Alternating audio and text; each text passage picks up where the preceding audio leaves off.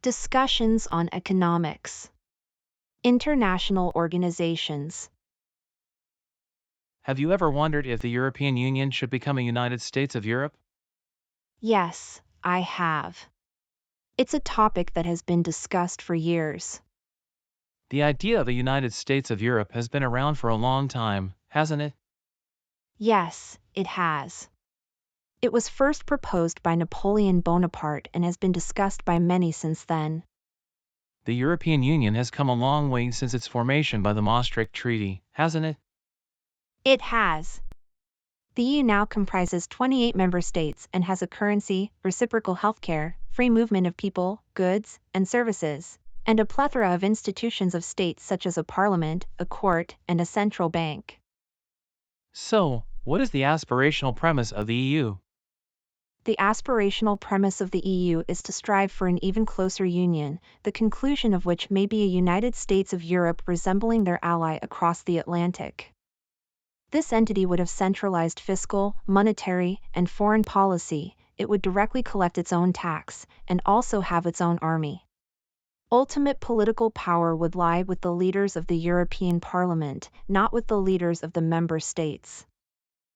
It's interesting to think about what the future of the EU could look like. Yes, it is. Whether or not the EU becomes a United States of Europe remains to be seen, but it's important to understand the history and current state of the EU to have an informed opinion. Should Asia form a union similar to the EU? Hey, have you heard about the idea of forming an Asian Union similar to the EU?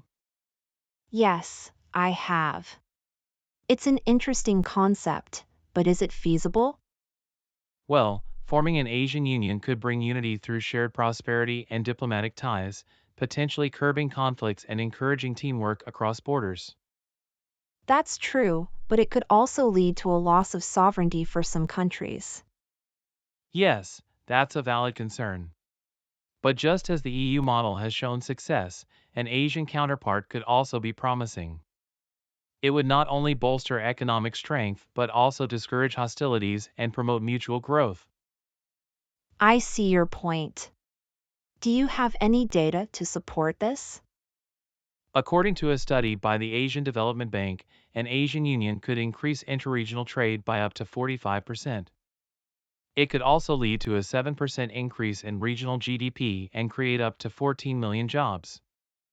Wow, those are impressive numbers. But what about the challenges of forming an Asian Union? There are certainly challenges, such as differences in political systems and cultural norms. But with strong leadership and a commitment to cooperation, these challenges can be overcome. Interesting. I think this is a topic worth exploring further. Definitely. It's an important conversation to have, especially in today's interconnected world. Do IMF programs cause economic damage? I've been hearing a lot about the IMF's role in developing economies. Do they do more harm than good? It's a controversial topic.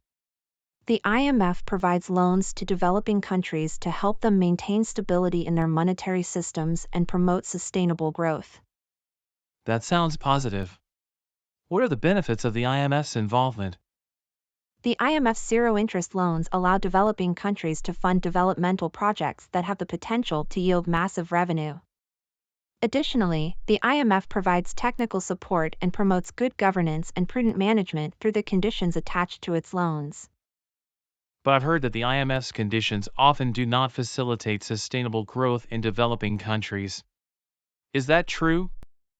Yes, that's a common critique. The IMF conditions have been blamed for worsening poverty and unemployment in developing nations, especially with austerity measures often included in the loan conditions. Critics also argue that the IMF's measures apply generic economic strategies that do not consider the complex nuances of individual developing economies, thereby resulting in subpar outcomes. That's concerning. Is there any evidence to support these claims? Yes, there have been studies that show that IMF programs have led to negative economic outcomes in some developing countries. However, there are also success stories where IMF involvement has led to positive economic growth in developing nations. The debate continues.